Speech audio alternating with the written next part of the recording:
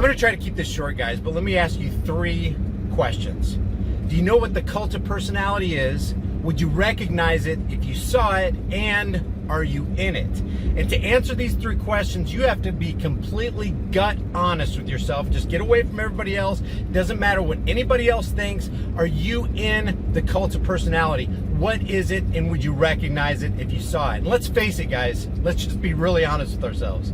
It is very, very easy to get into the cult of personality because it's so easy to slip into a mindset of cognitive dissonance. And to keep it just bottom line basic and boil it all down, cognitive dissonance is that psychological state of mind where you're trying to hold 2 contradictory beliefs or ideas or ideologies at the same time, trying to hold on to them both, and there's this struggle, there's this inconsistency in your mind. Let me give you an example. Believe it or not, and I know you guys have seen this, there are people who actually believed that Barack Obama could do no wrong, to the point where they wouldn't even criticize him for anything.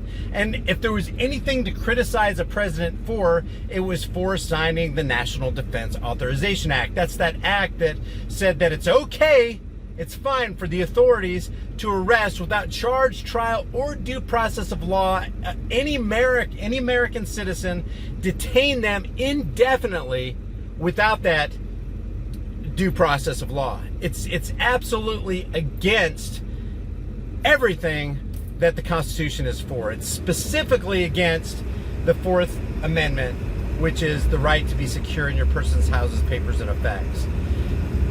No, people could not criticize him for that because they were in the cult of personality. That means Barack Obama was way above what their concept of freedom is, because let's face it, their concept of freedom is absolutely skewed and perverted if you think it's okay to detain an American citizen, and I'm going to use that because everybody understands that term, an American citizen without charge, trial, or due process of law.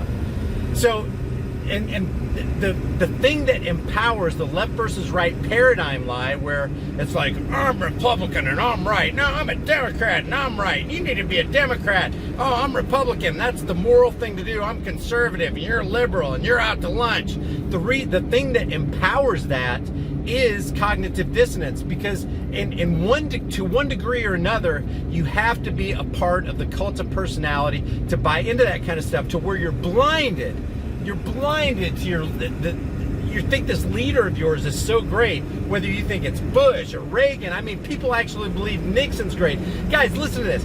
Our society is so out to lunch that they think somebody like Nazi Pelosi or Dianne Feinstein or Gavin Newsom are the cat's meow, the greatest thing since sliced bread. And what about this Eric Swalwell guy, just this hollow shell of a man who has zero moral bearings and anchor. He has no moral compass in life, and people follow this guy like he's this presidential hopeful. Are you serious? That's how far we've come. The cult of personality takes many shades, and there's many different levels, and there are many different degrees of it, and some of it you can see more than others. Like when you talk about how can anybody possibly follow and think that Maxine Waters is some kind of a legitimate authority. You've got to be kidding me. That's how strong cognitive dissonance is. That's how solid people are in their cult of personality. And it is truly a cult, because you got to turn your mind off and check that thing at the door and don't ask any questions and just say, Obama's the greatest thing since sliced bread. We love George H.W. Bush. He can do no wrong. Or I love Donald Trump. Yeah, forget about the fact that he's for red flag laws and he wants to confiscate your weapons. Forget about the fact that he's for civil asset forfeiture. Forget about the fact that he nominated Mike Pompeo, a CIA guy who actually admits that he's a liar, he's a thief, and he's a cheater, and that's just what they teach you in the CIA. He brings in Michael Bolton as a national security advisor. He appoints Acosta, Alex Acosta, who freed Jeffrey Epstein, the pedophile. And you know, if Barack Obama did any of that, you would be hard against him, man. You'd be like, that guy's he's a traitor. We need to string that guy up. But because it's a different person, it's the same action. Oh, by the way, Trump is for the NDAA, the National Defense Authorization Act, that clause in there that says it's okay to indefinitely detain American citizens without charge, trial, or due process of law. He signed off on that too. Nobody's getting in there going, you know what? The Patriot Act is so unpatriotic.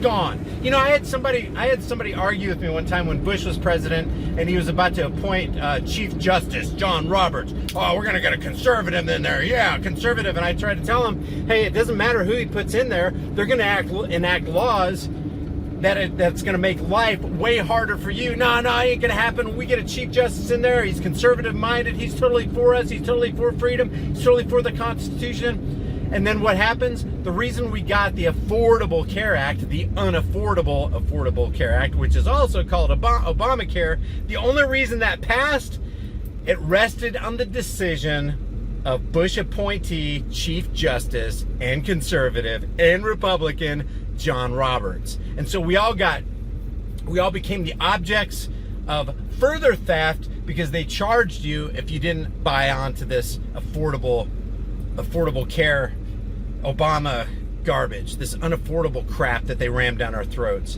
You don't get insulation to protect your freedoms because a conservative is in the White House. You got to divorce yourself. You got to turn off this cognitive dissonance mentality. You got to get out of the cult of personality, and you got to be able to look at things objectively.